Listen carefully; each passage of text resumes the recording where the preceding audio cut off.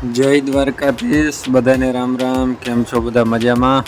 તો મિત્રો આજે આપણે છે ને એક જ દિવસમાં દવા છાંટી લેવાની છે માંડવીમાં અને હાથી હાંકી લેવાનું છે. તો આ કામ પતાવવાનું છે આપણે. તો દવા કંઈક આ રહી વેપન બોલ છે આપણે ઈર માટેની. આ ઓર્ગેનિક દવા છે ભાઈ, બહુ રિઝલ્ટ સારું છે.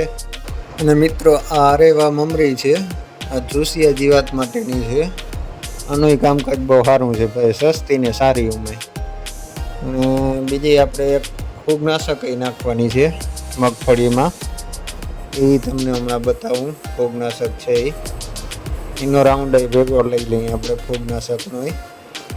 તો ફૂગનાશકમાં છે આપણે સોફિયા સિસ્ટમિક ફૂગનાશક.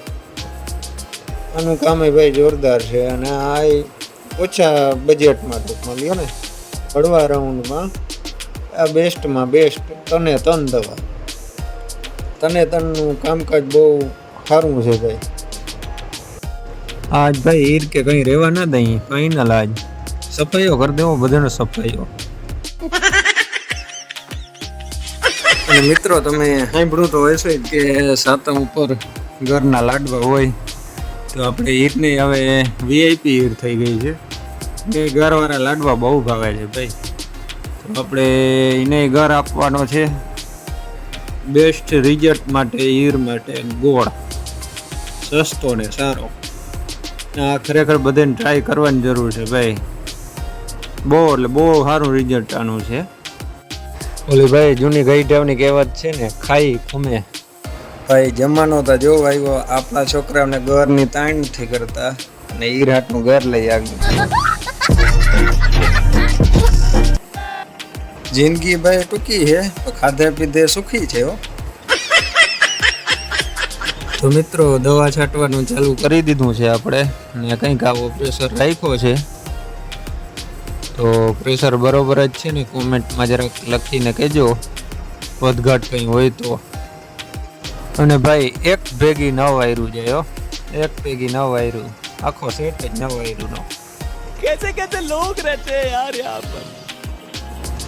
અને હમણાં ભાઈ તડકો ઘણા દીથી જોયો નતો, આજે તડકો જોયો, કંઈક અલગ જ અનુભવ થાય છે તડકો જોઈને. અને મિત્રો ગોળનું રિઝલ્ટ બહુ સારું છે. ગમે ઈરની તમે દવા છાંટતા હો તો ભેગો થોડોક ગોળ નાખો. પંપમાં કંઈ નહીં તો તમે વાટકી એક ભરી અને નાખો. 100% રિઝલ્ટમાં તમારે ફેર પડી જાય ભાઈ. तो चलिए शुरू करते हैं. નકર ભાઈ ઈરું છે ને એ આપણે બહુ તૈયાર થઈ ગયું છે હવે. આ દવાઓ થતા હે ને બહુ તૈયાર થઈ ગઈ છે. તમે દવા છાંટો ને એટલે એ શ્રાવણ મહિનાનો સોમવાર રહી નાખેલી.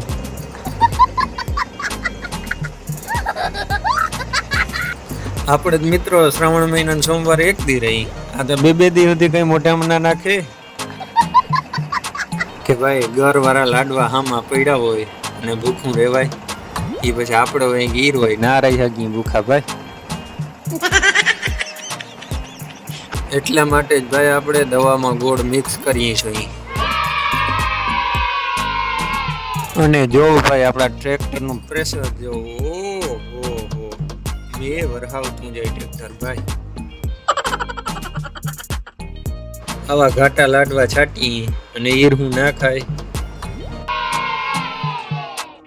આજ તો ભાઈ પકડીને દેવ્યું છે, તાણ કરવી છે હબાવની.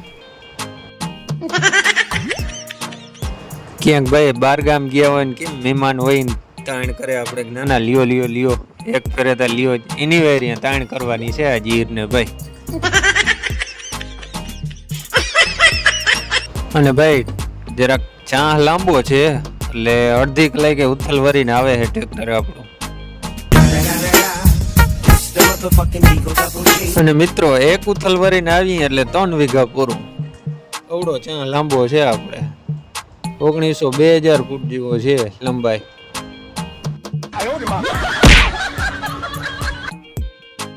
મિત્રો વાદરા વટાય છે, જો આજનો દી જાળવી જાય તો ભારી કામ થાય.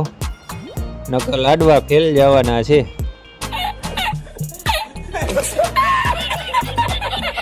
અને મિત્રો ઓલી પવન ચક્યું જો પાંખિયા ક્યાંક પડી ના જાય.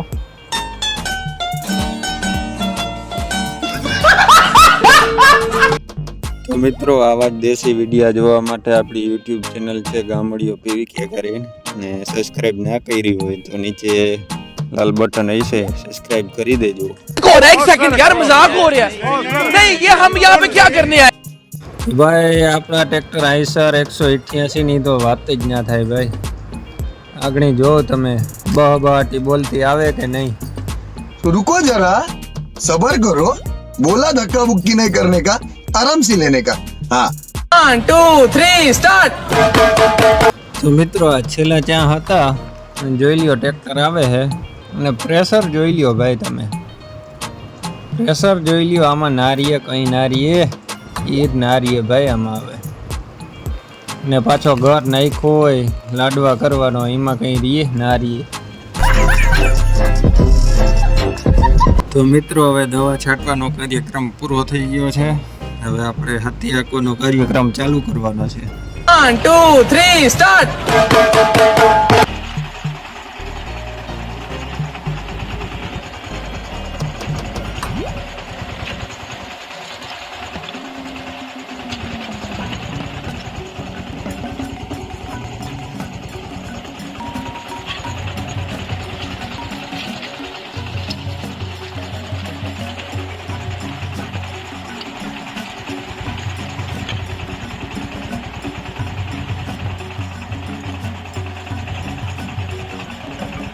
તો મિત્રો હવે આ છેલ્લી વાર આપણે બેલો હાલે છે આ માંડવીમાં, 20 નંબર માંડવી છે।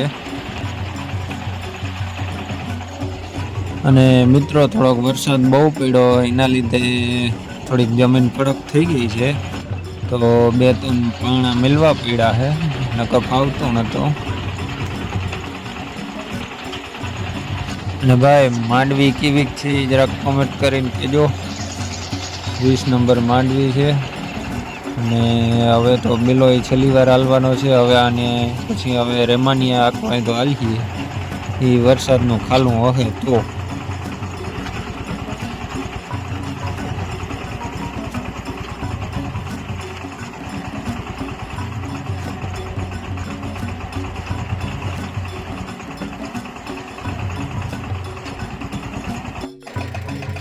તો ભાઈ ફાઇનલી હાંજ પડવા આવી છે, અને આપણે દવા છટાઈ ગઈ, અને હવે હાથી હાલી ગયું છે। હેઠામેર દહીં છું, જોઈ લ્યો તમે, હેઠામેર દહીં, અને હવે બસ પૂરું કરવાનું છે આપણે। શું થાય ભાઈ, હવે હાથી હાલીએ આમાં કે નહીં હાલે ટ્રેક્ટરથી? હવે વરસાદ થઈ જશે તો તાકતનો જોખમ રહે, નહીં હાલે હો ભાઈ।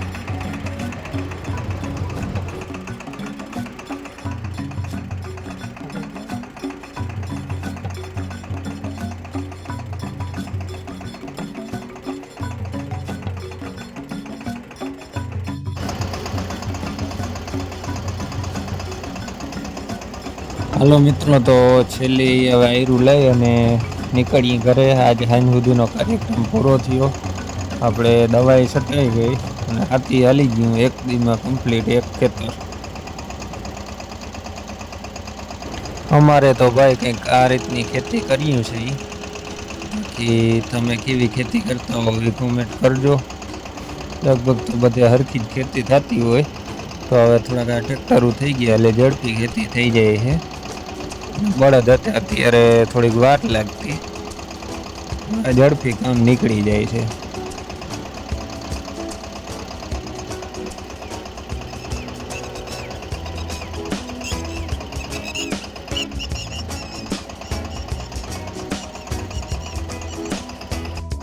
તો ફાઇનલી ભાઈ આપણે એક ખેતર પૂરું થઈ ગયું છે કમ્પ્લીટ એક દિવસમાં। તો હવે મળીએ નવા વિડીયોમાં, ત્યાર સુધી બધાને જય દ્વારકાધીશ।